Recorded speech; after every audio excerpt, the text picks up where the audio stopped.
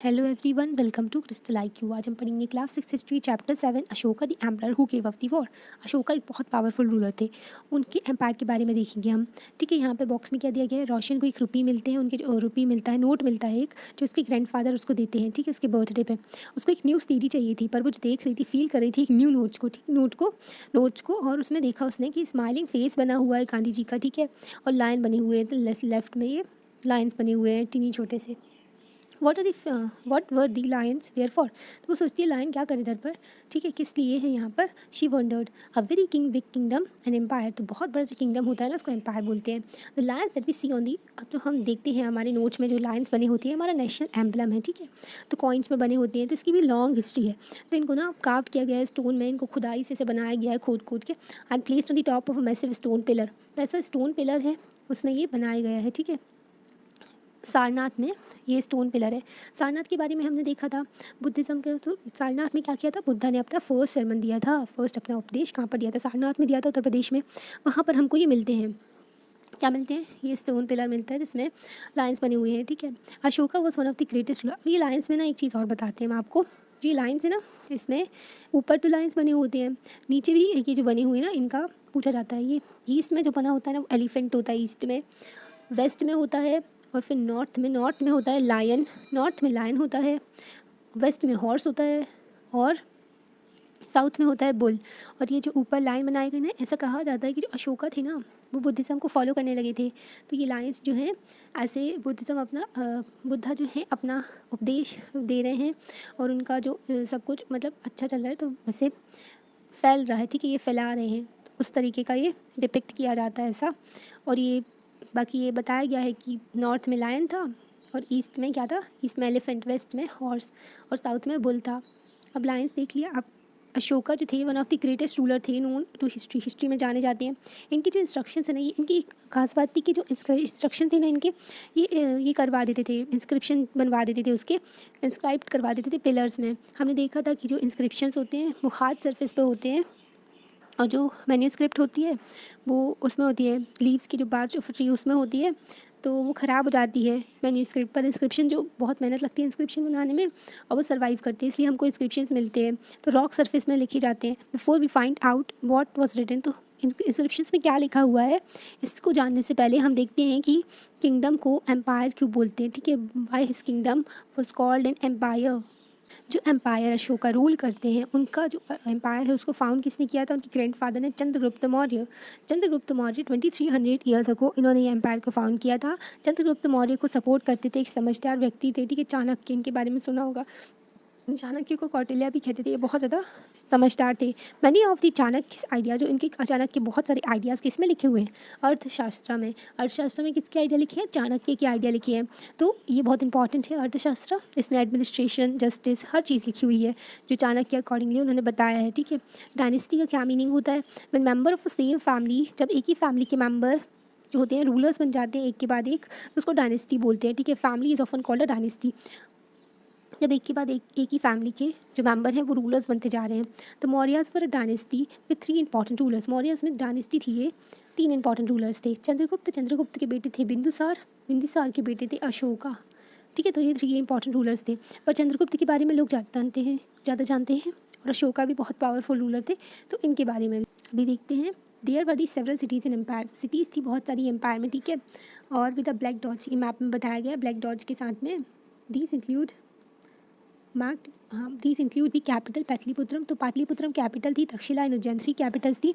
Takshashila was the gateway to north west. Takshashila क्या था, gateway था नॉर्थ वेस्ट की तरफ, इंक्लूडिंग सेंट्रल एशिया को इंक्लूड करके। वाइल उज्जैन ले, तो उज्जैन क्या था, तो तक्षशिला था गेटवे नॉर्थ वेस्ट के लिए, सेंट्रल एशिया को इंक्लूड करके। Ujjain lay on the route from north to south India. Ujjain ना नॉर्थ से जाने के लिए, नॉर्थ से साउथ के लिए जाने के लिए एक रूट पड़ता था, तो उसमें आता था, उज्जैन बीच में पड़ता था। Merchant, official and craft persons जो थे यहाँ पर रहा करते थे। ठीक है, ये इंपॉर्टेंट सिटीज़ थी। In other areas there were the villages of farmers, तो और भी एरिया थे जहाँ पर विलेजेस थे। ठीक है, जहाँ पर फार्मर्स, हर्डर्स रहा करते थे। In some area such as Central Asia की बात करें तो वहाँ पर फॉरेस्ट थे, बहुत सारे पीपल गैदर करते थे, फॉरेस्ट प्रोड्यूस, और शिकार किया करते थे एनिमल्स का। ठीक है, यहाँ पर दिया गया है मैप में मौर्यन एम्पायर की प्रिंसिपल सिटीज़ के बारे में। तो ये इंस्क्रिप्शन जहाँ से मिलते हैं वो रेड कलर का है। इंपॉर्टेंट सिटीज़ कौन सी हैं? उज्जैन। उज्जैन नॉर्थ से साउथ जाने के लिए हो जाती है। ये पाटलिपुत्रम हो गया। तक्षशिला नॉर्थ वेस्ट के लिए एंटर करने के लिए बीच में पड़ती है, ठीक है। और पाटलिपुत्रम ये है, ठीक है। अब यहाँ पर इंस्क्रिप्शन कहाँ कहाँ मिलते हैं हमको? कई सारी जगह हैं, जैसे कि ये लुम्बिनी नेपाल जहाँ पे बुद्धा का जन्म हुआ था, ठीक है। सारनाथ में मिलते हैं जहाँ पर उन्होंने फर्स्ट सरमन दिया था अपना। और भी जगह जैसे कि काशी हो गया, मेरठ हो गया, भरतपुर हो गया, ठीक है, गिरनार हो गया। तो ये सारी जगहें दी गई हैं यहाँ पर बुद्धा के नहीं, अशोका के इंस्क्रिप्शंस मिलते हैं, ठीक है। तो और भी दिया गया है, people in different parts of the empire spoke different languages. तो पीपल जो थे different parts of the empire में डिफरेंट लैंग्वेजेस बोला करते थे, जैसे कि आज भी हमारे यहाँ डिफरेंट लैंग्वेजेस बोली जाती है पूरे इंडिया में, है ना। और दिया गया है यहाँ पर दीज प्रोबेबली एट, तो ये लोग ना अलग अलग दे प्रोबेबली एट तो डिफरेंट काइंड्स ऑफ फूड को भी, मतलब इनका खाने का खाना भी अलग अलग था। आज भी है, हर पूरे कंट्री में स्पेशल डिशेज है हमारे यहाँ। वो डिफरेंट क्लोथ्स, तो इनके ना क्लोथ्स भी डिफरेंट हुआ करते थे। अब हमारे यहाँ क्लाइमेट भी अलग अलग होता है, जैसे कि अलग अलग, जैसे नॉर्थ में हम जाएँ तो वहाँ पर बहुत ज़्यादा ठंडी पड़ती है, साउथ में थोड़ा गर्मी पड़ती है, तो उसकी वजह से कपड़े भी डिफरेंट होते हैं, है ना। यहाँ पर ना एक चीज़ और दी हुई है कि जो रेड डॉट से बताया गया वो तो इंस्क्रिप्शंस तो मिलते हैं, पर अदर कंट्रीज़ में भी मिलते हैं अशोका के इंस्क्रिप्शंस। उनके नाम बताने हैं आपको, जैसे कि आउटसाइड एम्पायर भी मिलते हैं, जैसे कि लंपका कलंदर, ये अफ़गानिस्तान में पड़ता है, ठीक है। तक्षशिला और ये मनेसरा तो ये भी पाकिस्तान में पड़ता है, ठीक है। तो इनके बारे में देखा। और ये रामपुरवा बुल, ये तो बिहार में पड़ता है, पर लुम्बिनी नेपाल, तो ये जो नेपाल में पड़ता है। तो यहाँ से भी हमको अशोका के इंस्क्रिप्शंस मिलते हैं, ठीक है। How are empires different from kingdom, जो एम्पायर्स थे वो डिफरेंट कैसे थे किंगडम से, ठीक है। ये देखना है हमको, किंगडम और एम्पायर में डिफरेंस क्या है। एम्परर जिनको बहुत ज़्यादा रिसोर्सेज पड़ती थी than the kings, because empire जो होता था बहुत बड़ा हुआ करता था, इसलिए जो उसके एम्परर होते थे उनको ज़्यादा रिसोर्सेज की ज़रूरत पड़ती थी, ठीक है। Larger than the kingdom, need to be protected by big armies हुआ करती थी, so they collect large number of officials. तो बड़ा एम्पायर था तो वहाँ पर ऑफिशियल्स की भी नीड होती थी कि वो कलेक्ट करें टैक्स, ठीक है। उनको ज़्यादा ऑफिशियल चाहिए पड़ते ताकि वो कलेक्ट कर सके टैक्स को भी। तो एम्परर जो होते हैं, एम्पायर जो उनका होता है बहुत बड़ा होता है किंगडम से भी, ठीक है। किंगडम थोड़ा छोटा होता है। Ruling the empire, as the empire was so large, empire बहुत बड़ा था। Different parts were ruled differently, तो डिफरेंट पार्ट्स जो थे उनको रूल किया जाता था differently. The area around the Pataliputram के जो एरिया उसके पास पास है उसमें डायरेक्ट कंट्रोल था एम्परर का, क्योंकि वो वहाँ पर रहा करते थे। वो इंपॉर्टेंट सिटी थी पाटलिपुत्रम, ठीक है। This mean that the official were appointed to collect tax, तो वहाँ पर ना ऑफिशियल अपॉइंट किए जाते थे टैक्स कलेक्ट करने के लिए, फार्मर्स से, हर्डर्स से, क्राफ्ट पर्सन, ट्रेडर्स, और जो विलेजेस में रहा करते थे और टाउन एरियाज़ में, town in the area.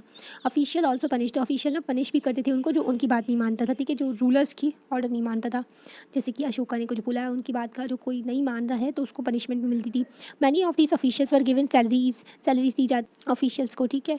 Many of the messengers एक जगह से दूसरी जगह जाया करते थे, ठीक है।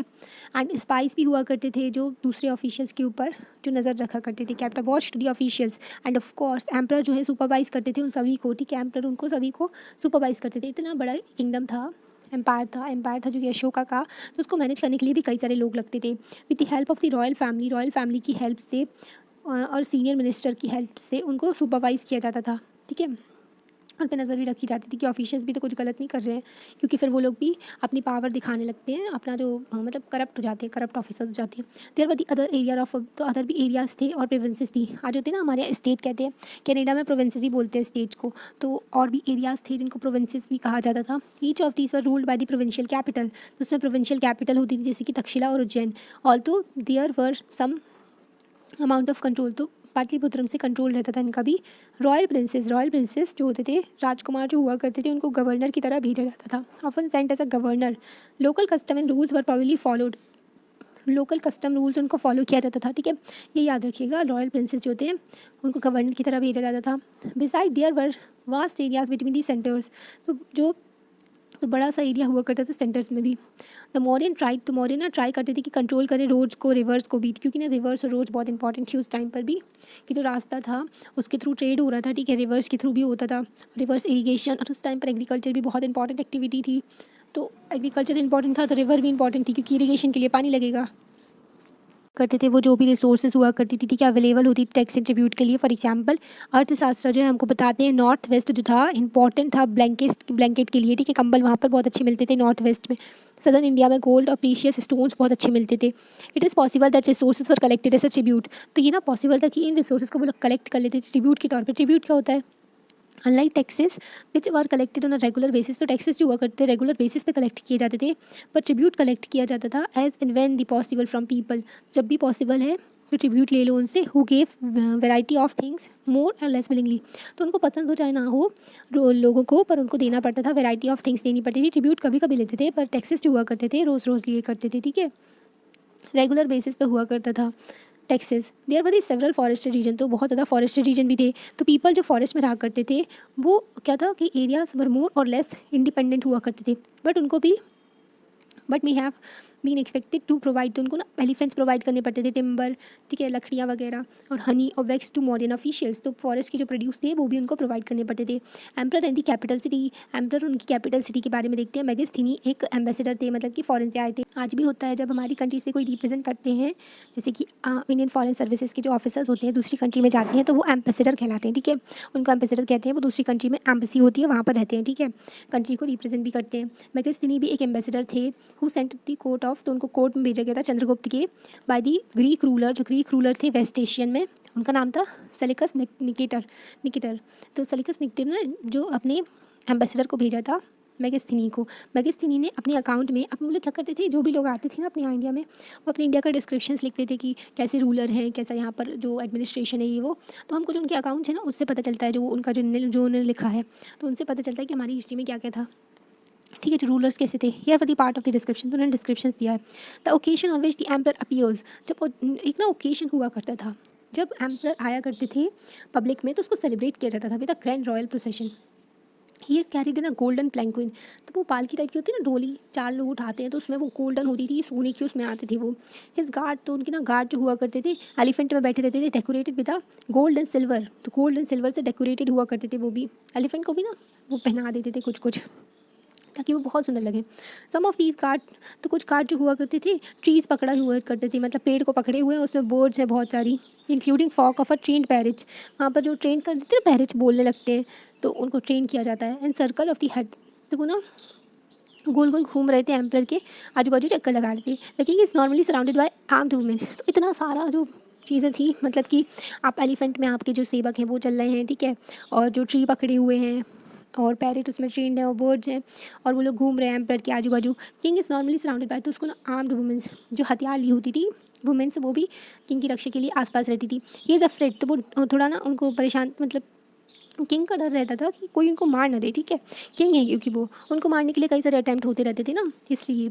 He has a several servants, special servant, तो उनके ना स्पेशल सर्वेंट भी हुआ करते थे टू टेस्ट दी फूड, तो ना फूड को टेस्ट किया करते थे पहले से ही, उनके खाने से पहले ही। Never sleep in the same bedroom 2 nights, तो एक जो बेडरूम में वो दो रात से ज़्यादा नहीं रहते थे, क्योंकि कोई उनको मार सकता है ना आके, तो उनका फूड भी चेक किया जाता था, ठीक है। पाटलिपुत्रम के बारे में भी उन्होंने कुछ कुछ दिया है, बताया है, मतलब कि पाटलिपुत्रम जो है वो मॉडर्न पटना है। पटना क्या है, बिहार की कैपिटल है, ठीक है, तो जहाँ पर पटना है वहीं पर पाटलिपुत्रम था। ही रोड, तो उन्होंने लिखा है ये लार्ज, बहुत बड़ी और ब्यूटीफुल सिटी थी। It is surrounded by massive wall थी उसमें, ठीक है, बहुत बड़ी दीवारें बनी हुई थी। 570 टावर्स थे एंड 64 गेट्स थे, मतलब 64 गेट्स बने हुए थे एंटर होने के लिए। The houses of 2 and 3 story, 2 और 3 मंजिल के तो घर बने हुए थे, और लकड़ी का भी बना हुआ था, मड ब्रिक्स भी थी उसमें। The Kings palace is also would, तो वो जो किंग का पैलेस था ना वो भी लकड़ी से बना हुआ था, डेकोरेटेड था स्टोन ग्रेव कार्विंग से। It is surrounded with the gardens, तो गार्डन्स भी थे, इंक्लोजर फॉर कीपिंग बर्ड्स, तो बर्ड रखने के लिए भी, चिड़िया वगैरह और जितनी भी होती है, तो बर्ड्स रखने के लिए भी था, गार्डन भी था। अब राजा है ना तो बड़े शान से रहते थे, तो ये सारी चीज़ें थी।